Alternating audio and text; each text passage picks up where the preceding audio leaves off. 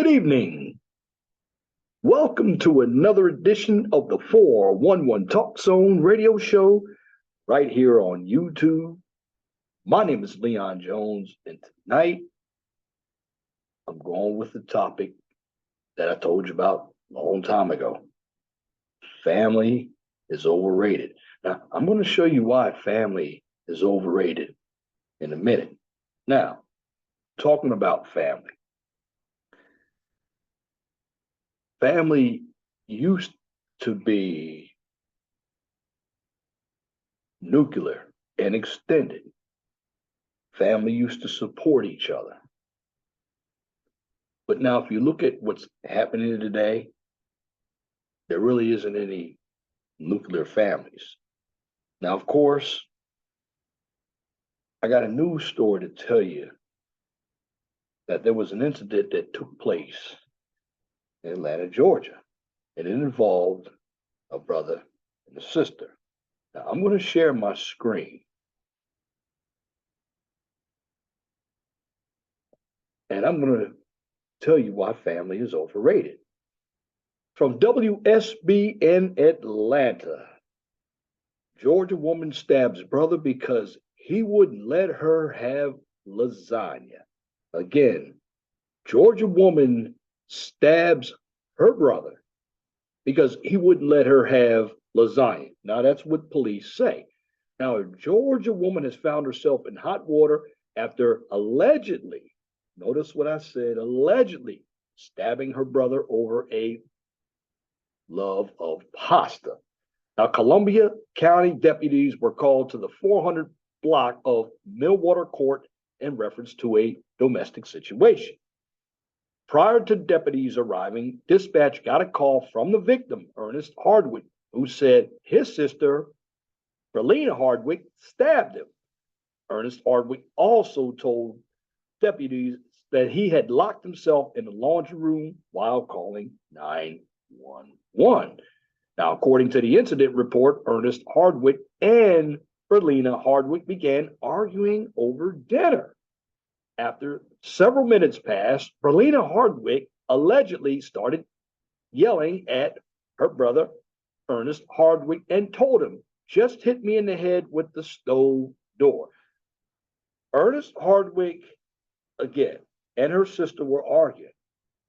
Now, Brilena Hardwick allegedly started yelling at her brother and told him, "Just hit me in the head with the stove door." Now, why would she say that? Now, they were arguing. Now, here's my answer on why she said that. Because the laws out here are for the woman. So if he had gone ahead and hit her in the head with something, he would have gone to jail. Or she could have also bruised herself and blamed it on her brother, and Ernest Hardwick would have also gone to jail. But that's besides the point.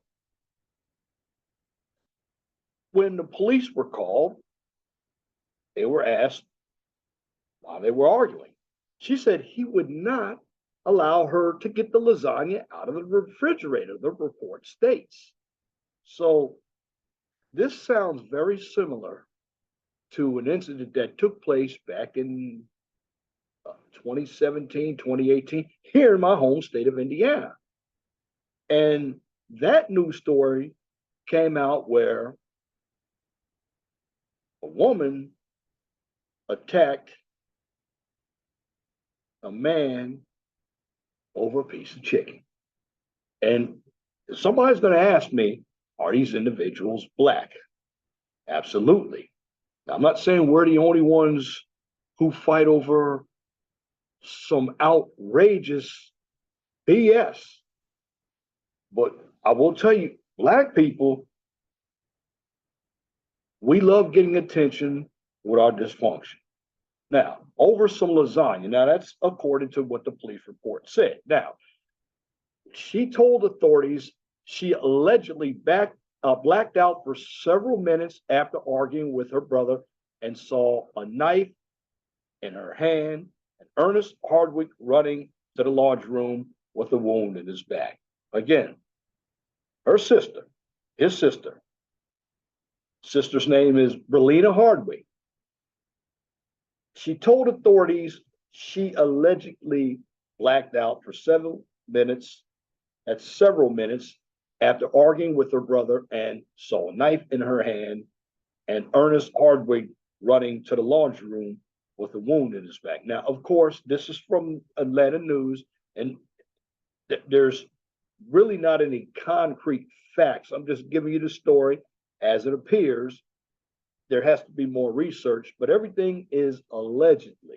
Now, again, in this day and age, you have a number of people who are emotionally distraught. They need help.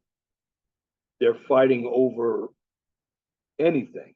And this is a result from cabin fever back in 2020 when 19 took place. Now, let's get back to the story. A witness told deputies that she saw Brilena Hardwick take a knife and stab her brother in his back at least once. He was taken to a local hospital. Officials have not given an update on his condition.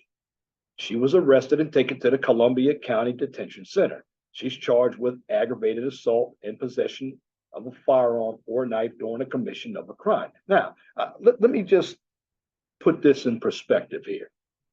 What happens if a man was allegedly charged or so someone said he stabbed his sister with a knife? He would have been charged. Now, I want to say this, and men, a lot of us complain about what's going on with the laws, but as a man, we have to do a better job with defending ourselves with the system like women do.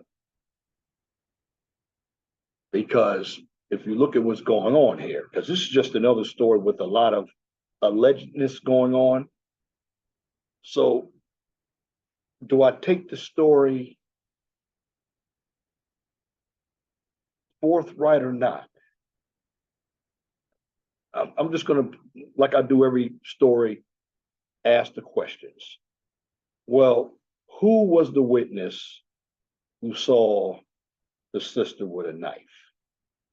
Why is everything in this story alleged? Now, I'm not saying we don't fight over crazy stuff. Hey, I can remember going to a club in Norfolk, Virginia, and fights used to occur when you stepped on someone's foot. And of course, now this is in the 80s, gunshots also rang out. You stepped on somebody's foot or if you bumped somebody. So the level of sensitivity here in this country has risen much higher than it was back in the 80s. Now, again, was this a domestic dispute? What was the domestic dispute about? I don't know. But why did her sister start yelling at her brother again? Just hit me in the head with the stove door. Is she trying to influence the brother to hit her so he goes to jail? Now, if there was a concrete answer, I would say yes. And some women would do that. This is, again, why women are not afraid of men. Because, see, if another man had said that to another man, it would be fisticuffs. You start crossing the border, somebody's going to get hurt. But whenever women start egging on the man to hit her, just walk away. But again, my question is, who was the witness? I don't know. Now, she's charged with aggravated assault and possession of a firearm or knife. Okay, she's charged. Okay, you can charge somebody. However, are they going to get any time? Well, it didn't say it in the article. Now, again, I will say this.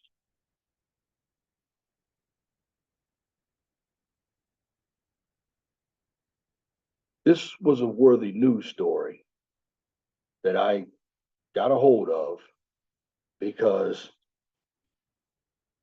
you have a lot of this nonsense taking place.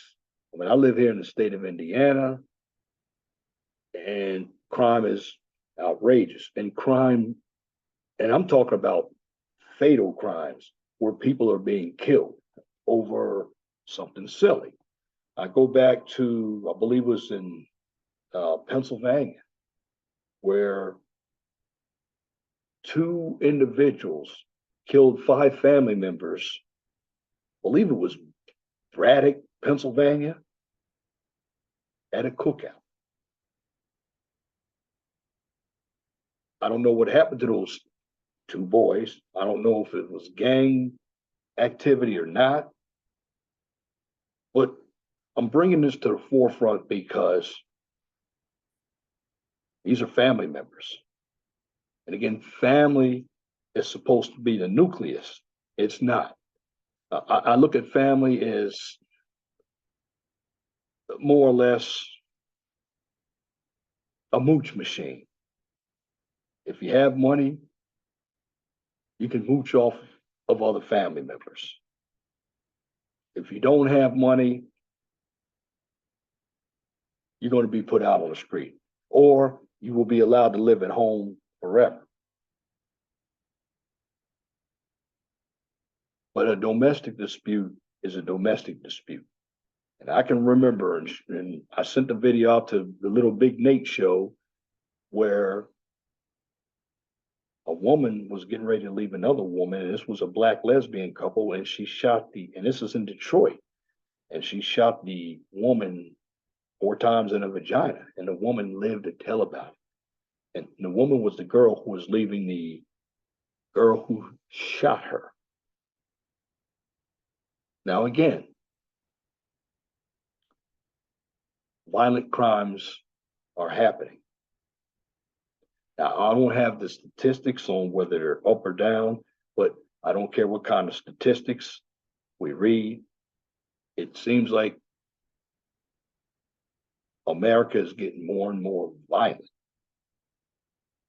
I mean, I'm seeing it everywhere, on the road, at work, at school, even at church. And with family members, certainly it's always been there. But another question is this story out on social media? See, social media creates a lot of buffoonery as well. A lot of dysfunction is out there. Now, again, this is another point of where we're talking about Black dysfunction. Now, other races have dysfunction as well, but they don't put it out there like we do. Now, I'm going to say this. We need not to put anything out there that's going to make us all look bad as Black people. And I say that because we as Black people, we don't own our own news sources. Everything that we had, it was taken from us. I'm talking about inventions, like the elevator, the stoplight. We didn't patent it. But when you don't own anything or you don't control anything, you don't have any power. Therefore, the individuals controlling the news could write up anything about you, even if it's not true. And when we're having arguments over something silly and losing lives, that's a problem.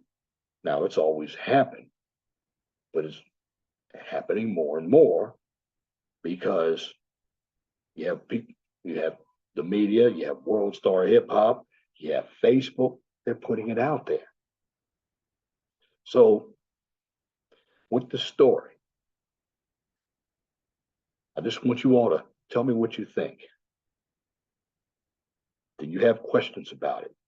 Because every time I put up a news story, I always want to poke holes in areas that aren't answered. I don't know who the witness was. I don't even know what the brother and sister were disputing about as well. Where's that question? Where's the answer to that question? But I'm also going to tell you this too. When you get a news story, just like I presented, and you see the word alleged, you can do the news story, but wait until more facts come out. Because I believe this story, just reading it myself, I'm not going to say that there's no truth in it, but there needs to be more research because there's some holes that I can't figure out yet. Again, going back to the witness, I want to know what the disagreement was about and why were they fighting over lasagna? Because she wanted some pasta. I'm not saying fights don't occur like that. They do. But in the end, we have to start valuing life. Because if people are getting killed over something very silly, that's a problem. I just want to say this. What we have to do is gain a little bit more maturity in solving conflicts. Many of us are way too emotional, and when it comes to our emotions, many of us can't control our emotions. And I'm not talking about race right now. I'm talking about a number of individuals in general. In fact, this woke culture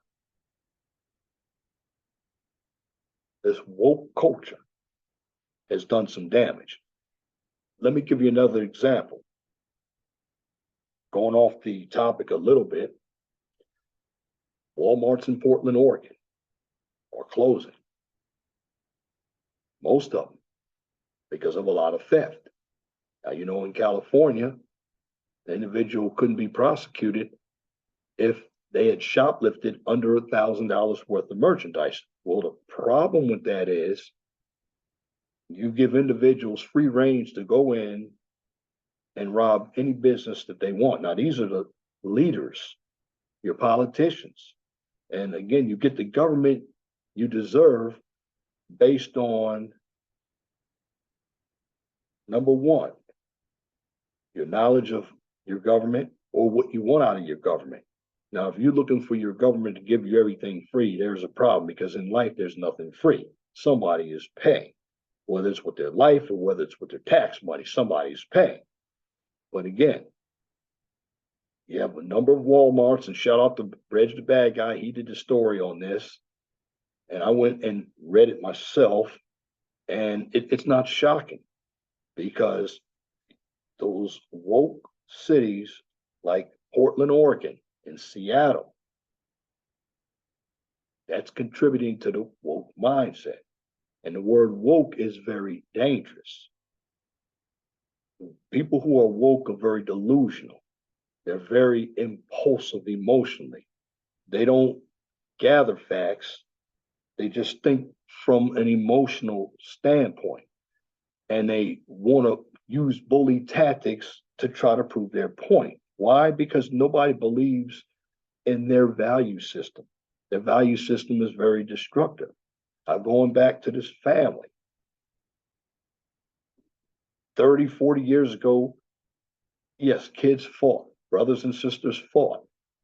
However, you didn't see him go to the point, and I'm going to say, I'm going to say this. I'm not going to say it didn't happen, but it wasn't out there as much because there wasn't a lot of media as well. Not saying that nothing took place. I would be naive to say that.